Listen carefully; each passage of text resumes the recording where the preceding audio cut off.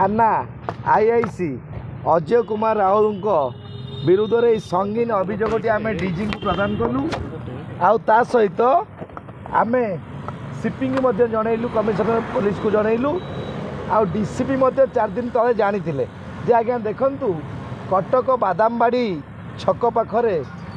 जगन्नाथ लेन रही से जगन्नाथ लेन रे आज्ञा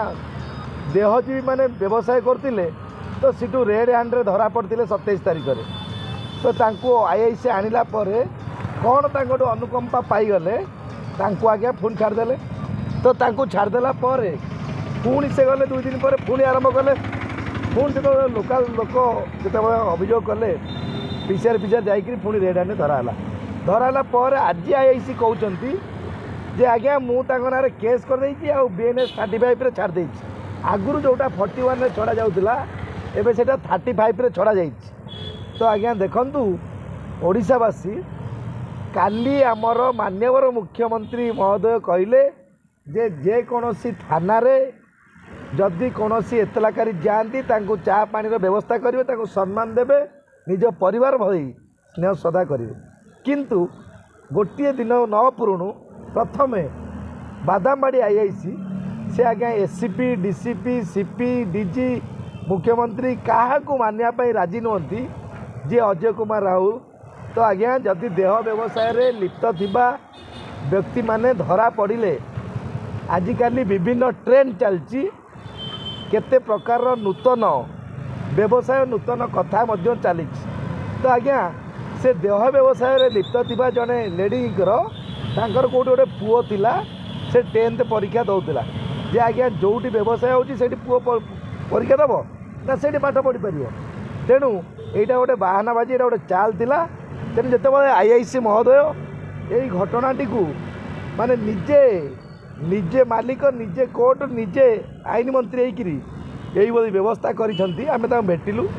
आम जनइलु जे आज्ञा देखंतु कौ लॉ रे अच्छी देहजी मानू आपण आरेस्ट कलापर तांको पुणी छाड़देवे 41 रे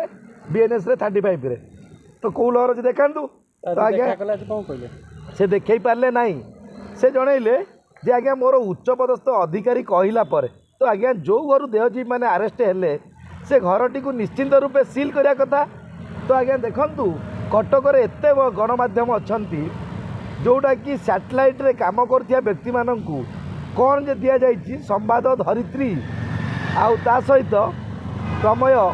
इम्पोर्टाट पेपर रे या उल्लेख रही जे कौ किंगपिंग आ कौ देहजीवी तांकर ना सब मेंशन रही किंतु तापरे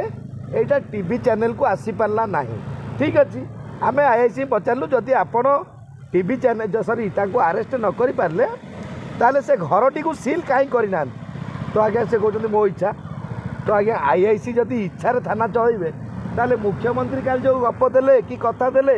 तो आज्ञा सेटा सब ताले बासपट पुलिस वाला तो निहाती क्रमे आपण मान देखंतु ओडिशावासी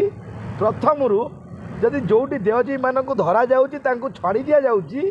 ताले आउरी हजार हजार संख्यार से ही संस्था गढ़ी उठिब जो हिसाब से बेकार माने आजिकल बास कर बेकार युवक युवती माने तो निश्चित रूपे यह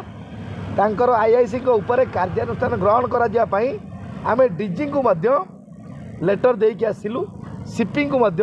भेटिकी यही बाबद जनइलु आ जदि यह कार्यकारी न हुए आम निश्चिंत हाईकोर्ट रे इनाक्शन करूँ आ सहित आम मान्यवर मंत्री आईन मंत्री आ मान्यवर मुख्यमंत्री को भेटी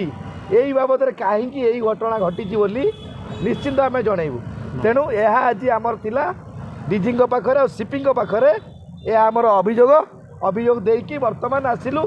तो प्रेस मीट रिलीज आपको साक्षात कर धन्यवाद।